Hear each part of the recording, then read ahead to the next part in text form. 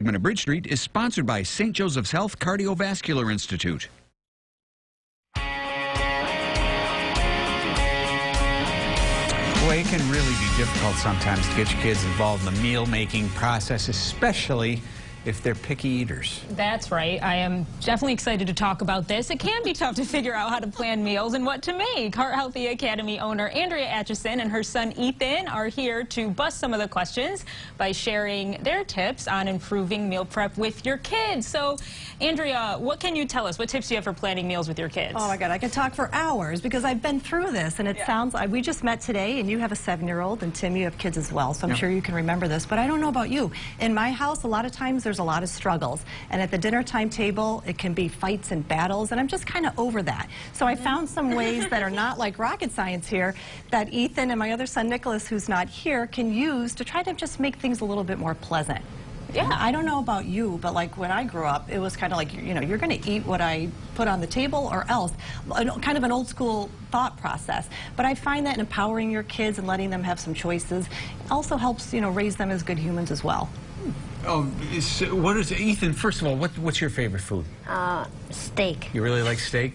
You like it medium well, or what do you rare? Or? Medium rare. Medium rare. It's Okay. very advanced. All right. So what are the secrets? How do you do it? My son is past. He's 24 and he's still not into cooking. Yeah, no, absolutely. So a few things that we tried to do to come up with some new methods is, you know, grab a notebook. This is just a simple notebook, piece of paper, and a pen. And we sit down for maybe 5 or 10 minutes at, like on a Sunday, and try to just plan some meals. Now, granted, this isn't going to work if you have like a 2-year-old at home. So my kids are a lot easier this kind of age to do that. And we just wrote down, you know, Sunday through Saturday, come up with some easy meals that you can make, and just write it down, and then you can head to the grocery store after that. Other things you can do is, you know, you want to make it fun for these kids. Kids want something that's not just, you know, thrown in front of them. If they're involved in the process, I find that's a huge thing. And Ethan's cooked with me before, right? Yeah, so what are some of the things we've made? Zucchini lasagna, banana bread. Yeah, so last weekend we made zucchini lasagna. So I'm always trying to incorporate some healthy things as well, hence, you know, my company.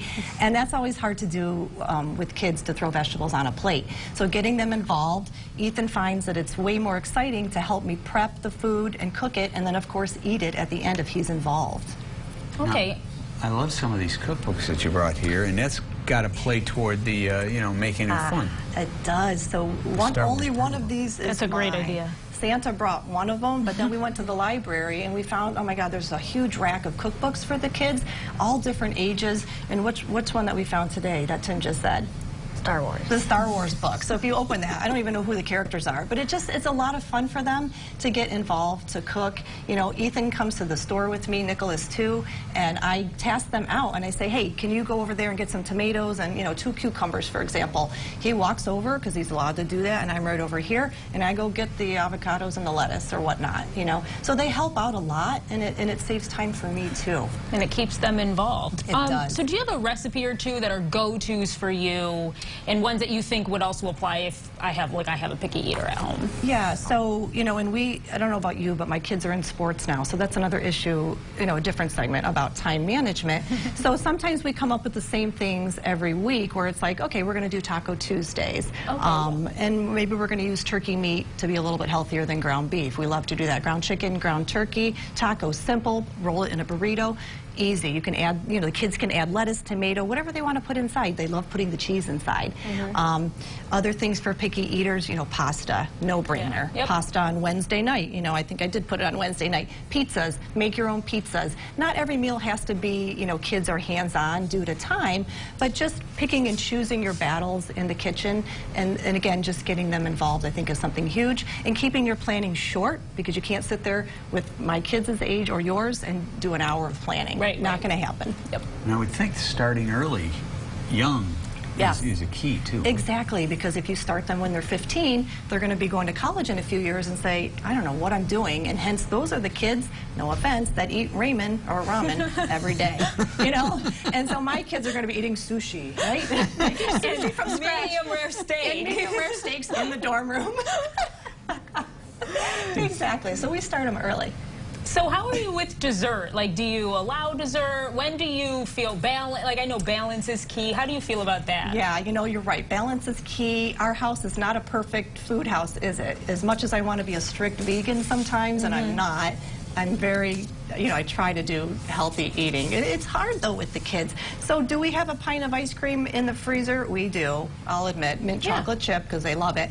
But I'm one where it's like, okay, you had a little bowl of ice cream. You don't need a cookie that's sitting over there that Grandma gave you at the same time. Yep. You know, so moderation, lots of sugar isn't good as well. Yeah. Excellent. Well, if you'd like to learn more, you can visit hearthealthacademy.com or check them out on Facebook at Andrea Atchison, PA. Andrea, thanks. Thanks so much. Ethan, thanks a lot. Way to go, pal. We'll be back right after this.